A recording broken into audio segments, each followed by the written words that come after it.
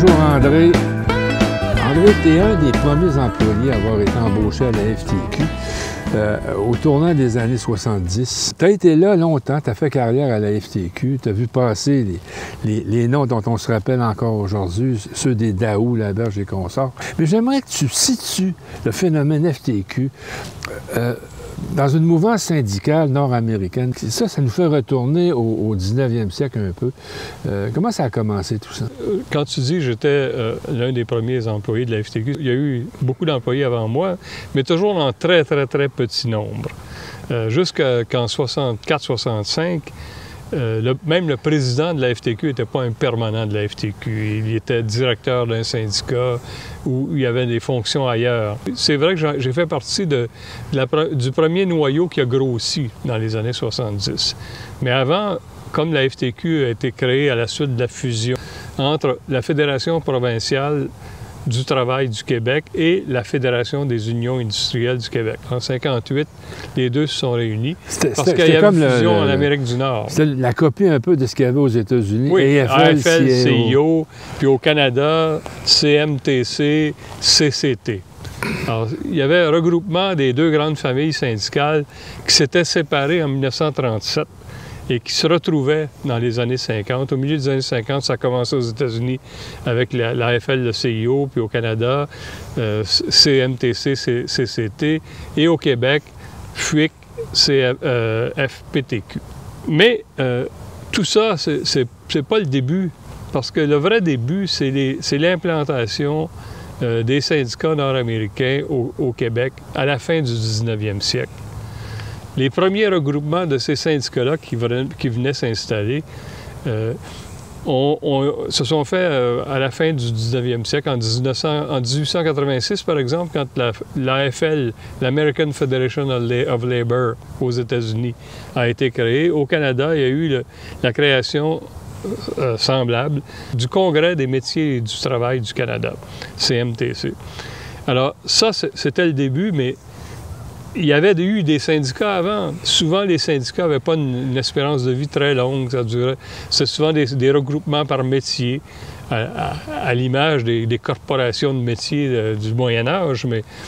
Et on essayait de faire une organisation pérenne qui durait. C'est toujours très difficile parce que le contexte législatif ne le favorisait pas.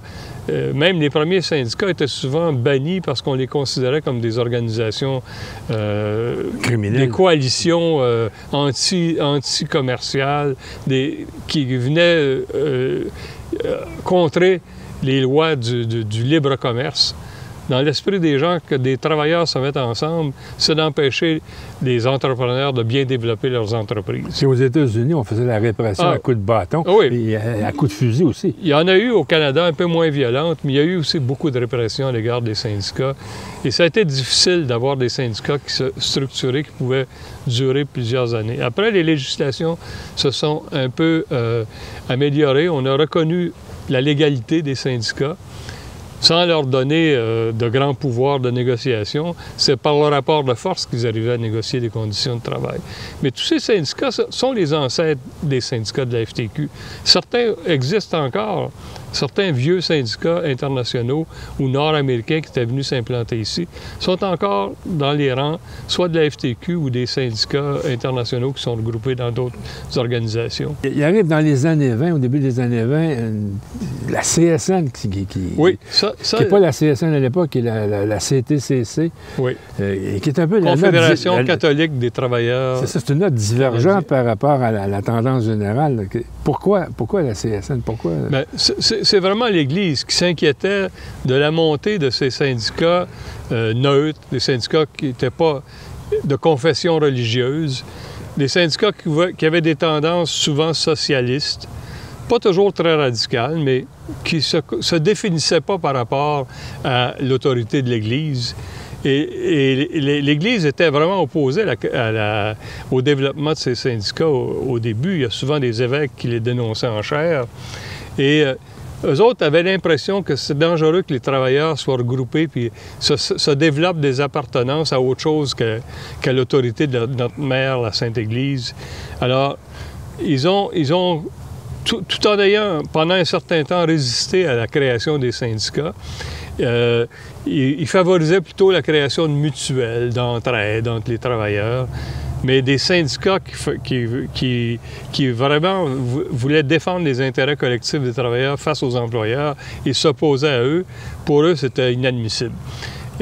Mais voyant qu'ils ne pouvaient pas contrer ce mouvement-là qui se répandait de plus en plus, ils ont commencé à créer des syndicats catholiques, avec aumôniers puis tutelle de l'Église. Et ces syndicats catholiques-là, ils les ont regroupés en 1921 dans la CTCC. Ça n'a pas rien changé dans l'avancement tranquille que connaissaient toutes les unions internationales implantées ici. Là. Non, toutes ces unions internationales ont continué à se développer.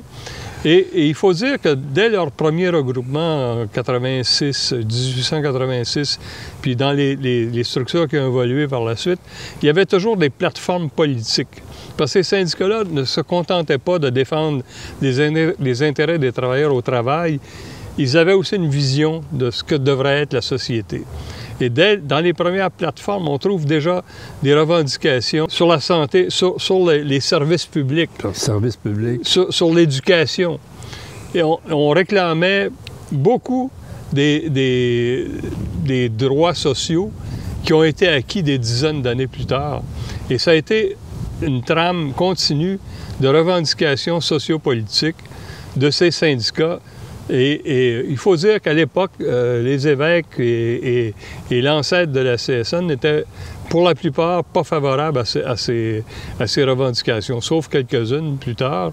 Mais parce que, par exemple, l'éducation gratuite et obligatoire, ça, les évêques s'opposaient à ça. Ils s'opposaient même au droit de vote des femmes. Les évêques avaient tout le réseau scolaire qui leur apportait. Ils avaient le réseau scolaire puis le réseau de la santé. Les hôpitaux, c'était les églises. Mais toute cette vision qu'on pourrait qualifier aujourd'hui de social-démocrate, les syndicats l'avaient dès le début du 20e siècle, la fin du 19e siècle, et ils poussaient là-dessus. Il y a eu les premiers gains là, avec le gouvernement Godbout ici au Québec en 1940. Le droit de vote aux femmes. Entre autres, puis l'introduction de mesures sociales. La première nationalisation de l'électricité, ça s'est passé... Adélard-Godbout. Oui, Adélard-Godbout en 1944. Le premier Code du travail, où on s'est inspiré du Wagner Act américain, qui faisait en sorte que les syndicats avaient non seulement le droit d'exister, mais avaient une sorte de droit légal d'être le représentant des travailleurs, et l'employeur était obligé de négocier avec eux. Ça, c'était un grand pas. Et ça a été adopté sous le gouvernement d'Adélard-Godbout. Ça a été amoindri dans les années qui suivent quand il y a eu le retour de Duplessis, parce que Duplessis est revenu en 1945 au pouvoir, après avoir occupé le pouvoir quelques années avant Godbout. Mais on a fait des premiers...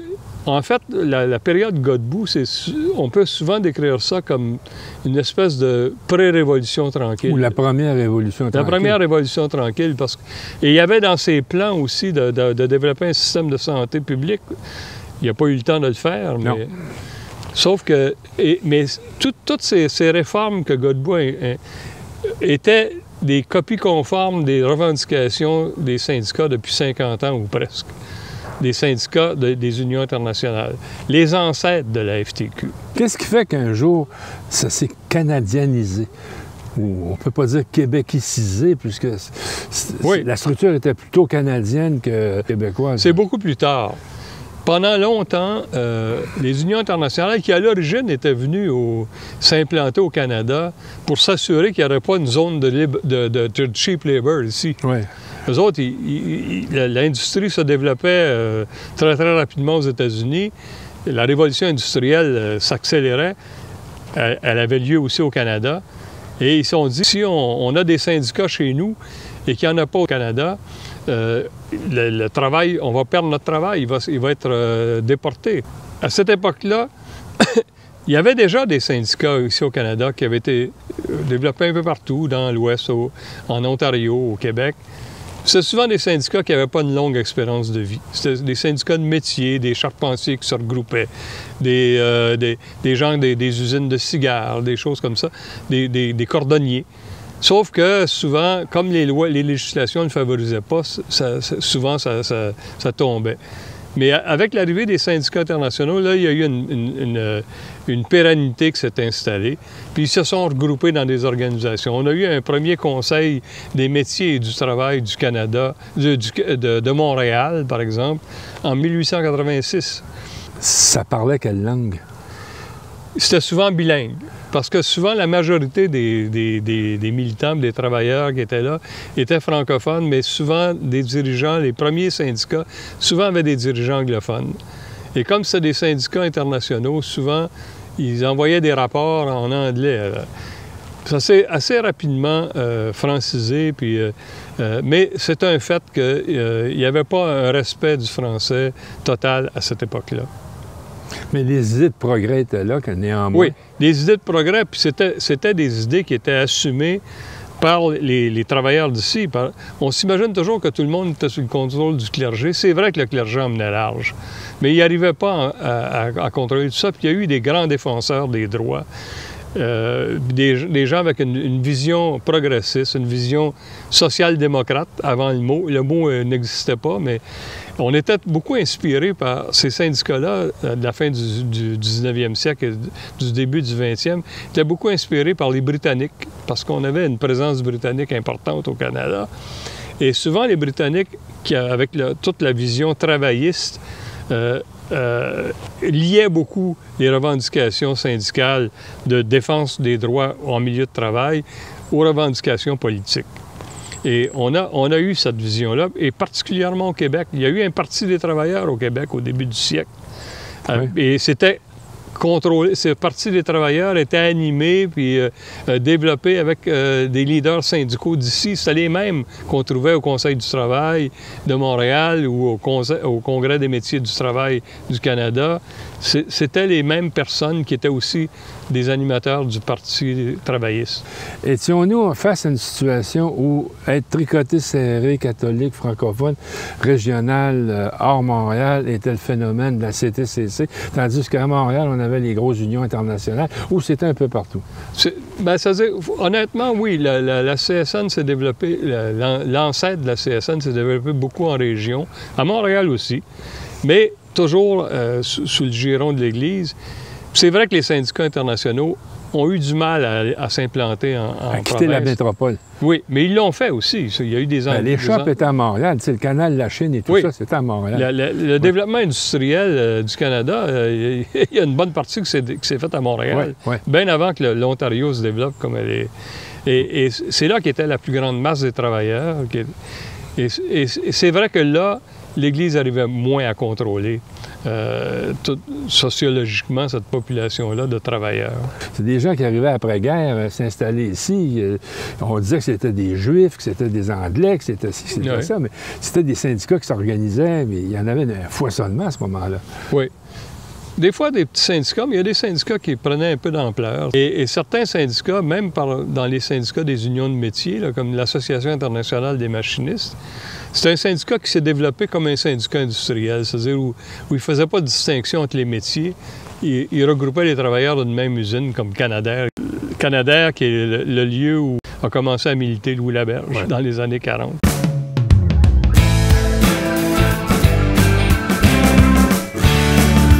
Durant tout ce temps-là, et les deux ancêtres de la FTQ, c'est-à-dire la Fédération provinciale du travail du Québec et la Fédération des unions industrielles du Québec, sont des espèces de succursales de la centrale canadienne. Ils se réunissent, ça devient la FTQ, mais ça reste une succursale de la centrale canadienne. La nouvelle centrale, c'est le CTC. Et c'est vraiment réduit à sa plus simple expression comme centrale.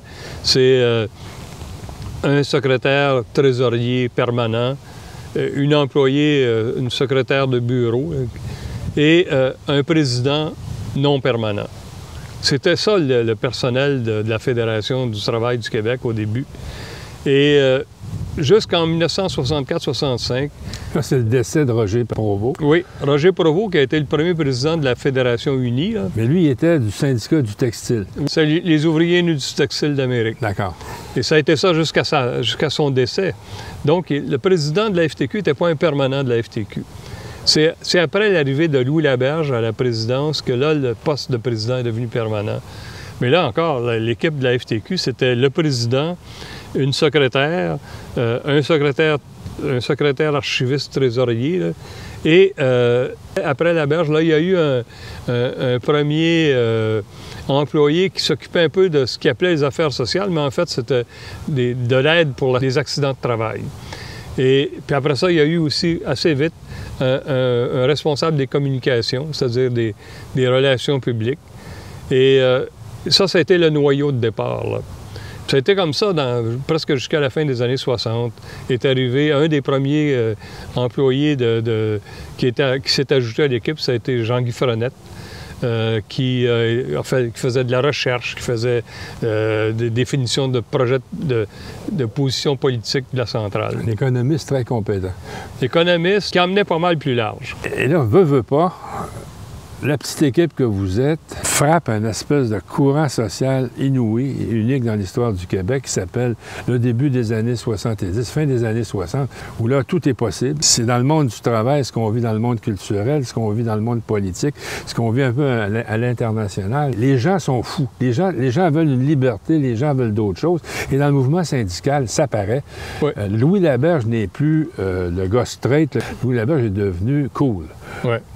Bien, il s'est transformé très vite, Louis Laberge. C'est quelqu'un qui avait du flair, puis il se rendait compte que les choses changeaient. Puis son syndicalisme un peu traditionnel qu'il pratiquait dans les années 50 et 60, il s'est rendu compte que ça évoluait, là. Et que pour rester à l'avant-scène, il devait changer ses approches. Il devait s'allier à des gens qui avaient des idées un peu différentes. Et c'est peut-être une sorte d'opportunisme, mais il s'est fait prendre au jeu parce qu'il a épousé lui-même ses objectifs. Il a été très efficace. Oui. Et c'est demeuré quelqu'un de très combatif et très mobilisateur, en qui beaucoup de travailleuses se reconnaissaient. Et il est resté à la fine pointe là, de l'évolution de la santé.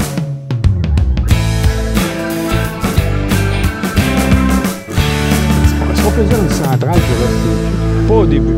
Qu'est-ce qui est arrivé pour que ça devienne une centrale? C'est quand la FTQ a commencé à faire des gains au niveau de son autonomie face au CTC. Puis ça faisait quelques années que la FTQ réclamait Moi, en rédigeant la biographie de Fernand Daoust, j'ai découvert que dès le début des années 60, Daoust, qui était président du comité d'éducation de la FTQ, faisait des revendications pour que le CTC transfère sa responsabilité de la formation syndicale à la FTQ. Ils n'ont pas gagné ça, là. En 68, il y a eu de nouvelles... Il y en avait eu en 64, 66, je pense. Il y a eu d'autres revendications pour obtenir plus d'autonomie, plus de moyens. Ça passait pas. Mais c'est seulement en 74 que la FTQ a fait ses premiers gains importants face à l'autonomie. Là, a commencé à avoir un statut un petit peu particulier à l'intérieur du CTC. C'est finalement au tout début des années 90 que là, son autonomie complète, puis les moyens systématiques pour faire son action lui ont été accordés. Et là, elle devient une centrale. Oui, là, on peut dire que c'était devenu une centrale. Tout ça découle d'une entente qui a eu lieu en 90-91 entre le CTC et la FTQ. On avait déjà fait des grands gains en 74. Le CTC nous avait transféré la responsabilité du service aux régions, les conseils du travail, tout ça. Il nous avait mis à la disposition de la FTQ son équipe de permanents régionaux du Québec, qui était maintenant sous la gouverne de la FTQ, tout en étant payé par le CTC. Mais en 90-91, là, il y a eu, à la suite d'une certaine crise lors d'un congrès, là, il y a eu une négociation de fonds. Et là, on a tout remis en question et on a gagné des choses importantes. D'abord, la reconnaissance de l'autonomie politique intégrale de la FTQ. On n'a pas à se référer au CTC pour prendre position face au gouvernement fédéral, par exemple, pour appuyer un parti politique ici ou désavouer un autre. Deuxièmement, tout ce qui est perçu comme taxe per capita, comme cotisation par le CTC au Québec, la moitié est remis à la FTQ. Troisièmement, tout le personnel qui était payé par le CTC, mais à la disposition de la FTQ pour les régions, c'est devenu des salariés de la FTQ. Et il y a eu la reconnaissance que la FTQ avait un rôle de représentation internationale. Et c'est là qu'on a mis sur pied le service de solidarité internationale à la FTQ. Et on a eu aussi notre part des subventions que le CTC recevait du CTC, de l'ACDI, pardon, pour la coopération internationale, ce qui nous a permis de favoriser le développement d'une francophonie syndicale avec des syndicats africains, des syndicats d'Haïti et des syndicats d'Europe. Est-ce que la FTQ est unique dans son cas au Canada? C'est un cas unique. Est-ce que le président de la FTQ a un rôle politique au CTC? Oui. Le président de la FTQ est automatiquement membre c'est statutaire. Il y a une place. On n'a pas besoin de négocier ça ou de le faire élire. Il est membre du bureau de direction du CTC. Comme VP ou quoi? Oui, je pense que c'est ça. Que c'est important d'être une centrale? Bien, c'est pas le fait de porter le titre de centrale ou pas. On se le donnait, le titre de centrale, même au début des années 70. Mais c'est dans les faits, c'est les moyens que tu as. Pas juste les moyens financiers, mais l'espèce d'autonomie politique que tu as, puis la capacité aussi de... la FTQ, sa grande force, ça a été de développer une autorité morale avant d'avoir les moyens juridiques d'être une centrale. Et c'est pour ça que c'est devenu une vraie centrale. Ça l'était moralement une, parce que ces syndicats affiliés se reconnaissaient à l'intérieur, reconnaissaient à la FTQ cette capacité de les mobiliser, de canaliser leurs énergies, puis les décupler. Ça, c'était déjà une réalité. Quand ça a été conclu par des accords formels qui ont changé même les statuts du CTC, que ça a été reconnu dans les statuts du CTC, là on peut dire que c'est devenu vraiment une centrale.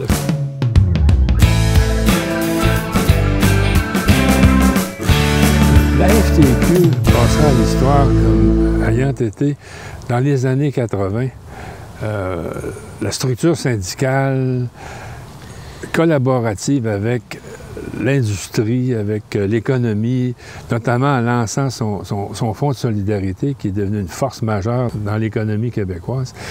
Dans les années 70, la FTQ a passé comme ayant été une structure combattante, peut-être un peu collée sur le PQ, mais c'était une centrale de combat. Non, mais dans les années 60, par contre, la FTQ passait un peu à tort ou à travers comme étant une structure de... Ça, c'est une vieille caricature, si j'en dis. Ouais. Autant dans les années... Parce qu'au niveau du travail syndical qui se faisait dans les syndicats affiliés, parce que la FTQ n'étant pas une superstructure, c'est ces syndicats affiliés qui étaient sa réalité sur le terrain. Ce travail-là était tout à fait honorable et même, je dirais, admirable, parce qu'il y avait beaucoup de travail. Les gens dans les mines, dans les usines, un peu partout, ils ont mené des luttes héroïques en santé-sécurité ou simplement pour avoir des conditions décentes. Et ça n'a jamais cessé. Il y a une continuité là-dedans. L'image publique, à la fin des années 60, c'est vrai que la CSN étant devenue, à cause de ses grands gains dans le secteur public, il y avait les fonctionnaires provinciaux. Sa prise de position avec le deuxième front de Marcel Pepin qui devait à bon cœur. Mais on avait la même évolution à la FTQ au niveau de l'idéologie au même moment.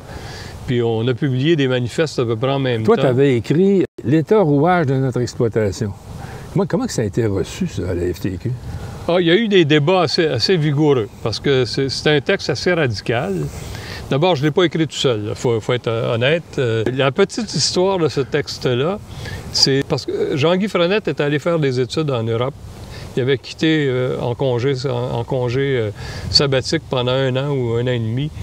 Et sa thèse, c'était sur le rôle de l'État comme soutien à l'entreprise publique, parce que c'était l'évolution qu'on constatait dans les années 60. Souvent, l'État devenait, plutôt que d'être une espèce d'arbitre, défenseur du bien public, devenait souvent un soutien aux entreprises privées et au grand capital. Et bon, il décrivait tout ça dans son texte. Et nous, on avait, en prévision du Congrès, on avait 2 études économiques, l'une sur les subventions à l'entreprise, puis l'autre sur les politiques d'assurance chômage, puis de politique de main-d'œuvre. Et dans les 2 cas, nos 2 analyses montrait que ces politiques-là, qui étaient des politiques publiques normalement pour défendre les intérêts de la population, étaient vraiment des politiques orientées sur une sorte de soutien délibéré et déséquilibré à l'entreprise privée. Et Jean-Guy Ferrand nous a dit, écoutez, mon analyse arrive aux mêmes conclusions. Alors, moi, j'avais suggéré, on pourrait en faire une sorte de manifeste. Mais évidemment, son texte était écrit en langage universitaire. C'était un peu indigeste. Je pense que Jean-Guy ne m'en voudra pas de dire ça. Et j'ai réécrit tout ça pour en faire une sorte de manifeste. Puis on avait trouvé ce titre-là, « L'État, rouage de notre exploitation ». Ça rejoignait pas mal les mêmes analyses qu'à la CSN puis à la CEQ au même moment, qui publiait son manifeste sur l'école au service de la classe dominante. Et c'était une vision marxisante, c'est vrai, mais au fond, les solutions qu'on proposait, on faisait comme des propositions là-dedans, n'étaient pas du tout radicales, marxistes-léninistes. Tout au plus social-démocrate. C'était des positions assez social-démocrates où le rôle de l'État était recentré vers le bien public. Mais le directeur des Métallos, Jean-Gérin Lajoie, qui trouvait ça un peu moins pertinent. Oui, Jean-Gérin Lajoie, c'est un grand syndicaliste d'abord. Oui. Et c'est aussi quelqu'un intellectuellement très fort. Et lui, docteur en économie. Ah oui, puis lui, contrairement à la plupart des vice-présidents de la FTQ, il lisait nos textes. Il les décortiquait. Et lui, il trouvait que notre langage était trop radical. Puis Jean-Gérin Lajoie, on ne connaissait pas son passé. En tout cas, moi, à l'époque, je ne le connaissais pas. Mais lui, il avait vécu, quand il était allé étudier en Europe, il avait vécu toutes les dérives gauchisantes d'après-guerre, puis les chicanes entre les communistes et les socialistes, puis ce qu'il appelait des chicanes fratricides. Puis lui, c'était profondément un social-démocrate. Puis il y avait une peur, pas une peur bleue, mais une sorte d'allergie aux dérives gauchisantes. Puis il avait peur. Puis c'était vrai que le discours, parfois, au début des années 70, était un peu gauchisant. Mais dans le fond, ce qu'on visait était assez semblable à ce que lui visait, c'est-à-dire une société social-démocrate où le mouvement syndical est un partenaire et un partenaire égal au capital, puis peut contribuer à construire la société. Sur une base de justice sociale. Oui.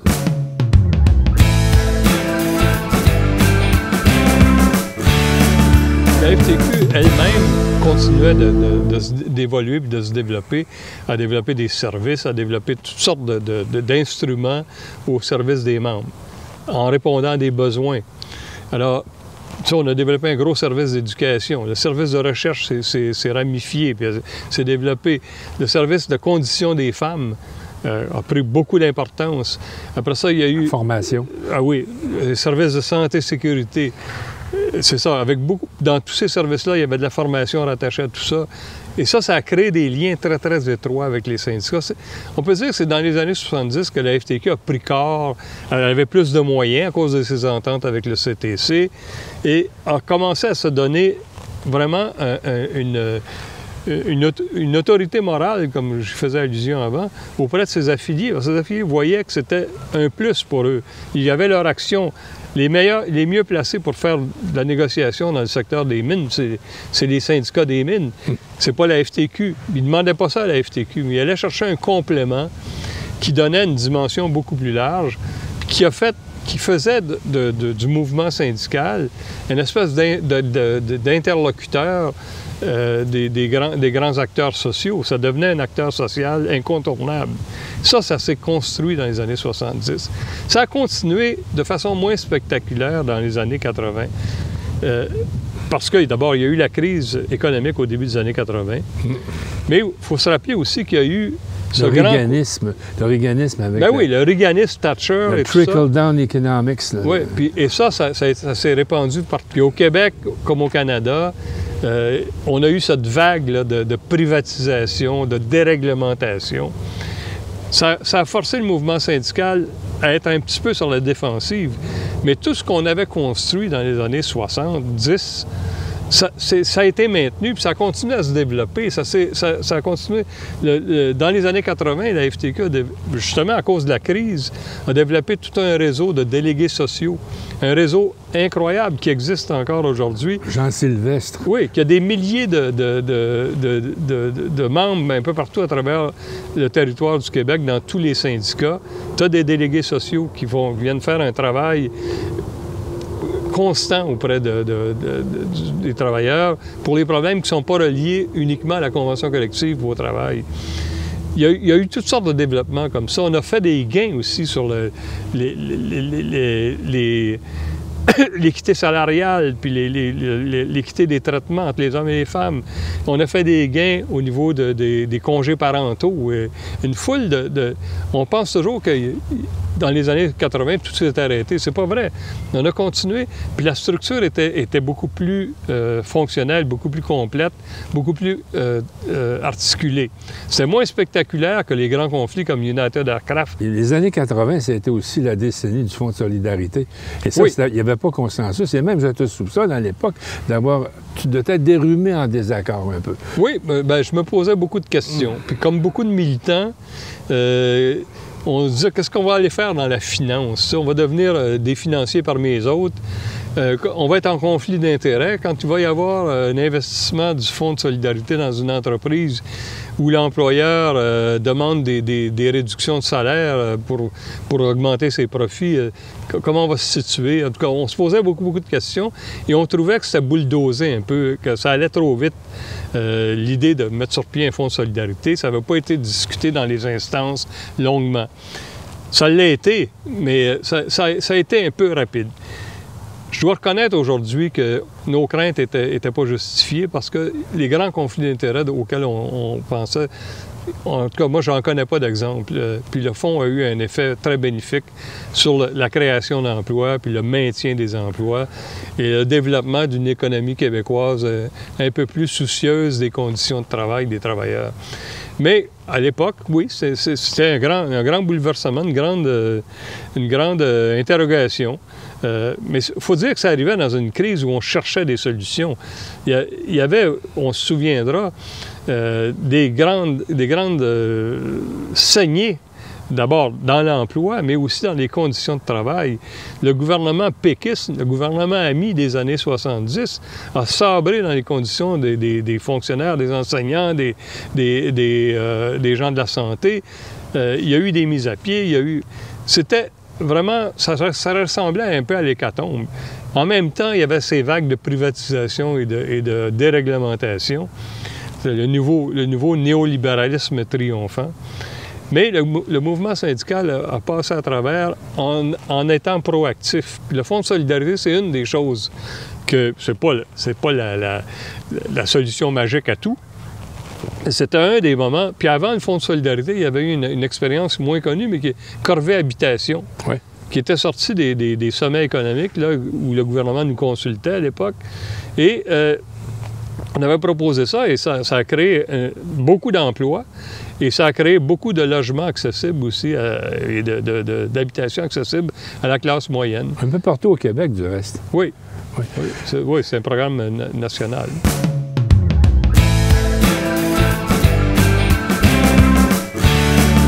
Mais là, on arrive finalement aux années 90, que les années 90, c'est la saignée qui continue. Oui, ça continue. Il y a ta collègue Joanne Deschamps qui nous disait dans une entrevue qu'elle ne comprenait pas comment les syndicalistes avaient réussi à passer à travers sans virer fou. C'est vrai, puis j'ai pas grand-chose à ajouter à ce que disait Joanne parce que son témoignage est très juste. Il y a une sorte de résilience pas juste chez les individus, les militants eux-mêmes, mais des organisations syndicales qui gardent le cap sur le progrès social. C'est pas juste défensif. Des fois, on dit, le mouvement syndical est plus défensif qu'offensif, puis moins créateur de nouvelles avenues. Mais pour le mouvement syndical, c'est permanent. Il y a la défense immédiate quotidienne des intérêts des travailleurs, mais il y a toujours aussi ce projet de société plus égalitaire, où les discriminations, où les écarts entre les riches et les pauvres doivent être réduits.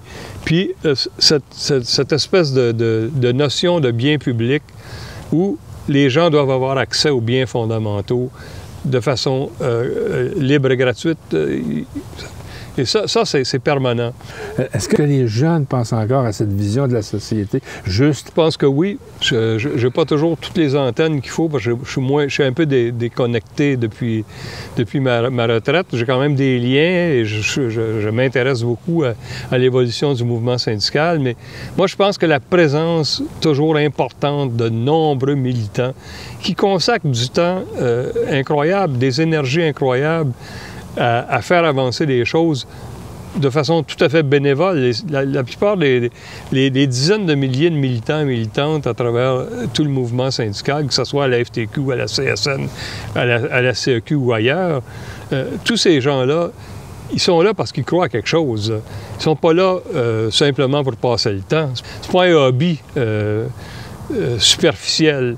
Et moi, je suis toujours encouragé, quand j'assiste à une réunion, je ne sais pas, du Conseil régional du travail ou à un colloque, je suis toujours fasciné de voir qu'il y a vraiment un renouveau, puis il y a de nouveaux arrivants, souvent plus instruits qu'on l'était à l'époque, et avec des visions souvent plus larges, des grandes préoccupations, par exemple l'environnement. Ça ne nous préoccupait pas beaucoup dans les années 60, 70. Maintenant, c'est très, très présent dans tous les débats.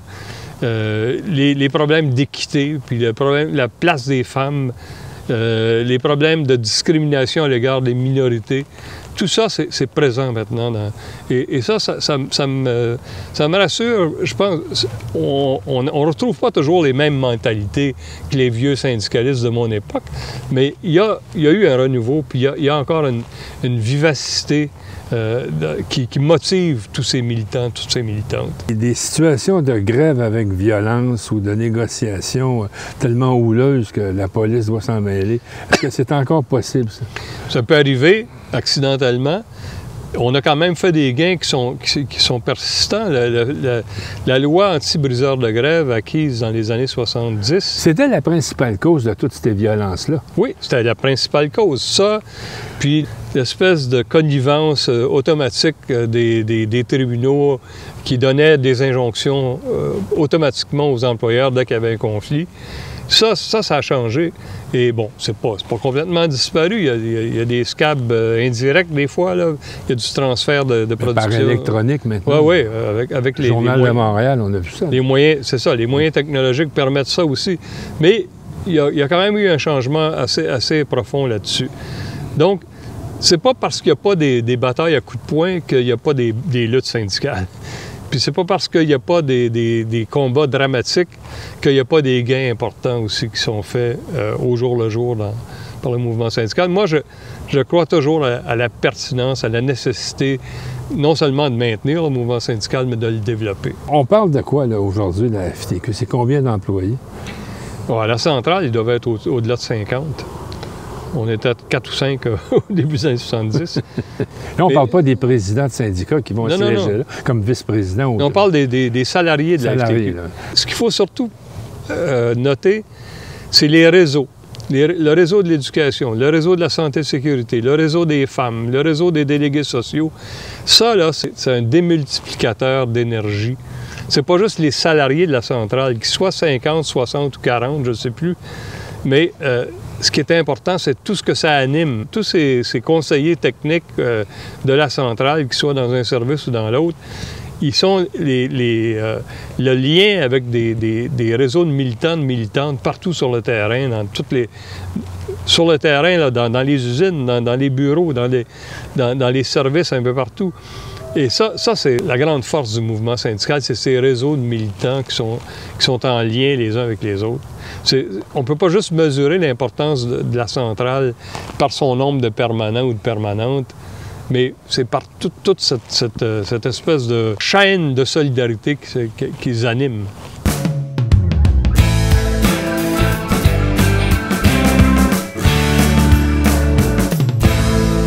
Quand on arrive aux années 80, André, c'est la construction qui commence là, sur le bord du métropolitain, sur Crémazie, là, des tours actuelles de la FTQ. C'est un projet qui a duré plusieurs années avec Louis Laberge.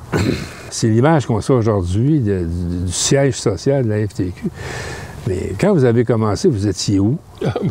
Moi, il y a eu toutes sortes de bureaux, là, mais il y a déjà eu même un bureau de la FTQ dans un sous-sol d'église au coin de Beaubien-Saint-Denis. Moi, quand je suis arrivé, c'était au 3333 Crémazie-Est, ça, un peu à l'est de Saint-Michel. C'était dans un immeuble de manufacture. Et il y avait 2-3 étages qui occupaient des syndicats, dont la FTQ, le CTC, le Congrès du travail du Canada. C'était vraiment, comme on était des tout petites équipes, c'était pas des grands bureaux. Ensuite, on a déménagé... Sur Saint-Denis? Au coin de Saint-Denis-Sainte-Catherine. Oui. Dans l'immeuble qui fait le coin, qui existe toujours. Et l'Union des artistes était là, puis plusieurs syndicats y sont venus. Le SCFP, les métallos, les employés de bureau, un certain nombre de syndicats se sont regroupés là. Il y avait cette volonté toujours... Vous n'étiez pas loin de la CSN qui était aussi sur Saint-Denis? Non, qui était sur Saint-Denis, oui. un peu plus bas. Oui. La CSN était à 1001 Saint-Denis. Nous, on était à 1290. Oui. Deux rues. Oui. Mais ça, c'était le premier regroupement important de syndicats. Ça avait toujours été le rêve des dirigeants, dont Laberge, Daou, de regrouper les syndicats dans le même immeuble. Ça ne nous appartenait pas, on était à loyer. Là. Ouais. Ensuite, on a déménagé au coin entre Ontario et Sherbrooke, sur Papineau. Où est allée la CSN un peu plus tard? La CSN, elle était sur Delorimier. Ouais. Elle avait son propre immeuble. La CSN a toujours eu plus de moyens que la centrale FTQ parce que c'est une centrale organique. Et quand tu es membre d'un syndicat CSN, tu es membre de la Confédération, tu es membre de... À la FTQ, c'est pas automatique. Alors, pour être membre de la FTQ, il faut s'assurer qu'il y a une cotisation volontaire, etc. Mais à la centrale... C'est par une sorte de volonté commune que les syndicats se sont regroupés. Et finalement, après l'épisode sur Papineau, où on était encore à loyer, là, avec l'arrivée du Fonds de solidarité et les moyens que le Fonds avait, le fonds lui-même était alloyé dans l'ancien édifice de l'Hôtel Mont-Royal, je pense. Et là, on a décidé de bâtir un immeuble et d'y regrouper un plus grand nombre de syndicats. Ça a été d'abord l'immeuble qui est occupé maintenant par le fonds. Le plus à l'ouest. Oui. Et le deuxième, qui est juste à côté, la tour jumelle, qui est occupée par beaucoup de syndicats aussi. Ça, c'était le rêve de Louis Laberge qui s'est réalisé avant son décès.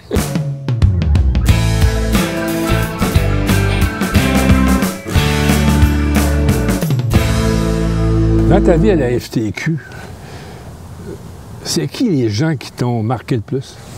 Ah, mon vieux, les gens qui m'ont marqué.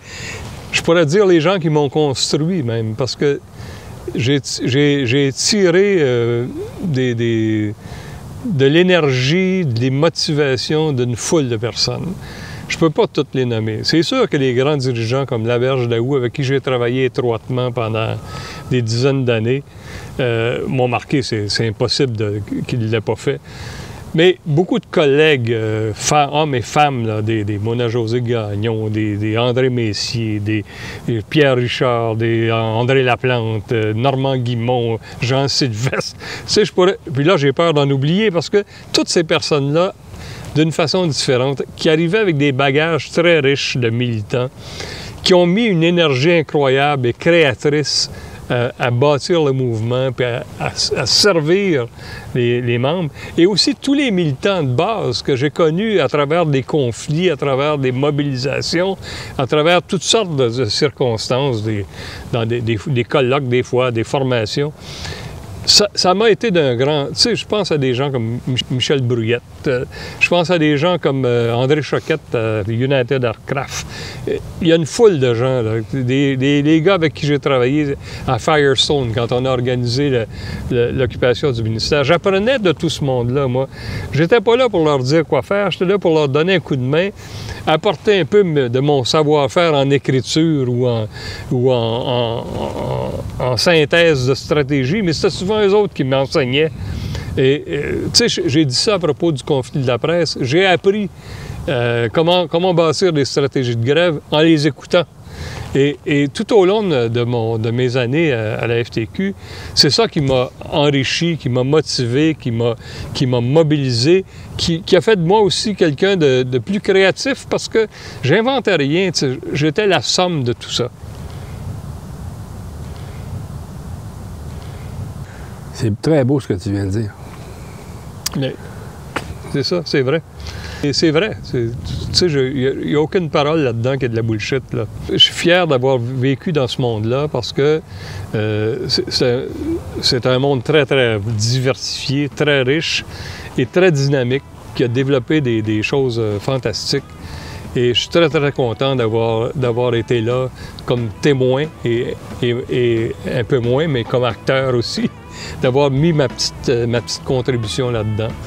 Et j'ai tiré beaucoup de satisfaction à voir évoluer les choses, à voir se construire cette centrale-là de l'intérieur, à voir évoluer le mouvement, à voir aussi tout le renforcement de nos syndicats.